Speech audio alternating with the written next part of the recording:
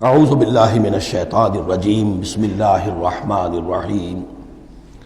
جیسا کہ میں عرض کر چکا ہوں کہ منافقین پر جو سب سے زیادہ بھاری تین چیزیں تھیں، ان میں سے سب سے پہلی اور عام طور پر اس کا صحیح اندازہ لوگوں کو نہیں ہے، وہ ہے اطاعت رسول۔ اللہ کی اطاعت وہ ایک کتاب کی اطاعت ہے۔ اللہ خود کوئی مشخص شخصیت کی حیثیت سے ہمارے سامنے موجود نہیں ہے، بالغیب ہے۔ ہمارے لیے رسول کی اطاعت بھی اس وقت اسی درجے میں ہے۔ رسول شخصاً ہمارے سامنے موجود نہیں ہے، یہ انسٹیٹیوشن ہے۔ اللہ کی اطاعت، رسول کی اطاعت۔ لیکن یہ جان لیجئے کہ اس وقت کے لوگوں کے لیے حضور صرف ایک انسٹیٹیوشن نہیں تھے، ایک شخص بھی تھے، اور وہاں کے لوگوں کے رشتے بھی تھے حضور کے ساتھ۔ کوئی حضور کا خسر ہے، خسر باپ کی جگہ ہوتا ہے، کوئی حضور کا داماد ہے، کوئی حضور کی بیوی ہے، رشتے ہیں۔ اب ظاہر بات ہے کہ ان کے لیے یہ بھی بڑا مشکل ہوتا تھا کہ وہ فرق کر سکیں کہ کس وقت ہمارا کیا معاملہ محمد الرسول اللہ کے ساتھ بحیثیت رسول ہو، اور کس وقت ایک شوہر کی حیثیت سے، یا ایک داماد کی حیثیت سے، یا ایک بھتیجے کی حیثیت سے۔ حضرت حمزہ کے جو بھتیجے ہیں، تو یہ تو معاملہ تھا مومنین صادقین کا، لیکن منافقین کا اس سے بڑھ کر معاملہ یہ تھا کہ ایک انسان کی اطاعت ہم کیوں کریں۔ اور یہی وہ چیز ہے کہ جو فتنہ انکار سنت اور انکار حدیث کی اصل جڑ اور بنیاد ہے۔ اباح کرتی ہے طبیعت، جیسے کہ عورت کی طبیعت اباح کرتی ہے کہ شوہر کی تابعداری کیوں کرے، آخر وہ بھی مکمل ہیومن بینگ ہے، مکمل انسان ہے، اس کے احساسات ہیں، تو آسان کام نہیں ہے کہ اس کو ریکنسائل کر سکیں۔ اسی طرح انسان کی اطاعت کرے، یہ بھی در حقیقت اس کو تسلیم کرنا، ذہناً ریکنسائل کرنا آسان نہیں۔ اور یہ چیز ظاہر بات ہے کہ جن کے دل میں یقین کھب جاتا تھا ان کے لیے آسان ہو جاتی تھی، جن کے دلوں میں یقین کی کمی تھی وہ پھر قدم قدم پر ناکنگ کرتی تھی، ان کی گاڑی چل نہیں پاتے تھے۔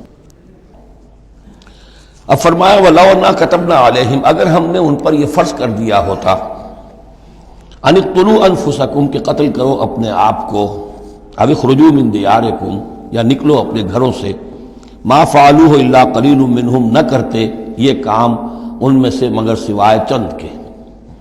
وَلَوْ أَنَّهُمْ فَعَلُوا مَا يُوعَظُونَ، اور اگر وہ کرتے جس چیز کی کہ ان کو نصیحت کی جا رہی ہے، لَكَانَ خَيْرًا لَهُمْ، یہی ان کے لیے بہتر ہوتا، وَأَشَدَّ تَثْبِيتًا، اور ان کی ثبات ایمان اور ثبات قلب اسی کے اندر ہوتی ہے۔ وَإِذًا لَآتَيْنَاهُم مِّن لَّدُنَّا أَجْرًا عَظِيمًا، اور اس صورت میں ہم انہیں اپنے پاس سے بہت بڑا اجر دیتے۔ وَلَهَدَيْنَاهُمْ صِرَاطًا مُسْتَقِيمًا، اور انہیں ہدایت فرما دیتے سیدھی راہ کی طرف۔ اس میں اکثر حضرات نے تو اس کو جو الفاظ ہیں ظاہری انہی پر محمول کیا ہے، اور اس میں بھی کوئی قباحت نہیں ہے۔ اللہ ہمارا خالق ہے، اگر اللہ حکم دے کہ اپنے آپ کو قتل کرو، خودکشی کرو، تو ہمیں کرنی ہوگی۔ اگر اللہ ہمیں حکم دے اپنے گھروں سے نکل جاؤ، تو نکلنا ہوگا۔ تو اس میں ایک اشارہ یہ ہو سکتا ہے کہ جیسے جو تاریخ بنی اسرائیل میں ہم دیکھ آئے ہیں، وہاں یہ تھا کہ جن لوگوں نے بچڑے کی پرستش کی تھی ان کو جو مرتد ہونے کی سزا دی گئی تھی، اس کے لیے الفاظ یہی آئے تھے، ان اقتلوا انفسکم، قتل کرو اپنے آپ کو۔ مراد یہ ہے کہ تم اپنے قبیلے کے ان لوگوں کو قتل کرو جنہوں نے اس گناہ کبیرہ کا ارتکاب کیا ہے۔ تو شاید چونکہ منافقین کا معاملہ چل رہا ہے، اور منافقین کے ساتھ اکثر و بیشتر ایسا ہوتا تھا کہ ان کے خاندان والے، رشتہ دار، ان کے گھرانے والے ان کے ساتھ شامل ہو جاتے تھے حمایت کے اندر۔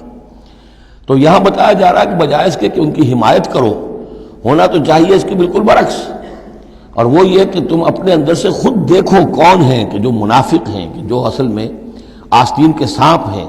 اگر اللہ تعالیٰ نے تمہیں حکم نہیں دیا ہے، اگر اللہ تعالیٰ یہ حکم بھی دے سکتا تھا کہ ہر قبیلہ، ہر گھرانہ اپنے ہاں کے منافقین کو خود قتل کرے، یہ تو حضرت عمر رضی اللہ تعالیٰ عنہ نے اپنی اس ایمان کی غیرت کے اندر، غیرت ایمانی کے اندر قتل کیا، اور اس پر انہیں غصہ آیا، اس لیے کہ بہرحال وہ ان کے اپنے خاندان کے لوگ تو نہیں تھے۔ لیکن یہ کہ اللہ تعالیٰ اگر یہ حکم دیتا تو یہ بھی تمہیں کرنا چاہیے تھا، لیکن یہ کہ اللہ کے علم میں ہے کہ تم میں سے بہت کم لوگ ہوتے کہ جو اس حکم کی تعمیل کر سکتے، اور اگر کر گزرتے ما یوعظون بہ لکان خیرا لہم واشد تثبیتا واذا لآتیناہم من لدنا اجرا عظیما ولہدیناہم صراطا مستقیما۔ اب اس کے بعد یہ اطاعت رسول کے موضوع پر جو عظیم ترین آیت ہے قرآن کی وہ آ رہی ہے۔ وَمَن يُطِعِ اللَّهَ وَالرَّسُولَ، اور جو کوئی اطاعت کرے گا اللہ کی اور رسول کی صلی اللہ علیہ وسلم، فَأُولَٰئِكَ مَعَ الَّذِينَ أَنْعَمَ اللَّهُ عَلَيْهِمْ، تو یہ وہ لوگ ہوں گے جنہیں معیت حاصل ہوگی ان کی جن پر اللہ کا انعام ہوا، اور وہ کون ہیں؟ من النبیین والصدیقین والشہداء والصالحین، یعنی انبیاء کرام اور صدیقین اعظام اور شہداء کرام اور صالحین، وحسن اولئک رفیقا، اور یہ لوگ تو بہت ہی اچھے ہیں رفاقت کے لیے، یعنی اللہ اور اس کے رسول کی اطاعت کرنے والوں کا پھر شمار ان لوگوں کے زمرے میں ہوگا، وہ جو سورہ فاتحہ کے ضمن میں ہم نے دیکھا تھا کہ اہدنا الصراط المستقیم صراط الذین انعمت علیہم، وہ کون لوگ ہیں انعمت علیہم، اس کی تفسیر ہے یہ۔ فاولئک مع الذین انعم اللہ علیہم من النبیین والصدیقین والشہداء والصالحین، ایک بیس لائن ہے، صالح مسلمان، نیک نیت مسلمان، دل میں خلوص کے ساتھ ایمان ہے، صالح ہے، حکم پر عمل کر رہا ہے، محرمات سے بچا ہوا ہے۔ اب اوپر اٹھے گا تو ایک اونچا درجہ ہے شہداء کا، اس سے بھی اونچا درجہ ہے صدیقین کا، اس سے بھی اونچا درجہ ہے انبیاء کا۔ اب انبیاء کا درجہ تو رک جائے گا، اس لیے کہ وہ تو ایک وہبی چیز ہے، کسبی چیز نہیں تھی، لیکن یہ دو درجے تو ابھی موجود ہیں کہ انسان اپنی ہمت سے جتنی محنت کرے، جتنی کوشش کرے، وہ شہادت اور صدیقیت کے مراتب تک فائز ہو سکتا ہے۔ یہ مضمون پوری وضاحت کے ساتھ آئے گا سورہ حدید میں انشاءاللہ۔ ذالک الفضل من اللہ وکفی باللہ علیما، اور یہ اللہ تعالیٰ کا بڑا فضل ہے جن لوگوں کو آخرت میں ان کی معیت حاصل ہو جائے۔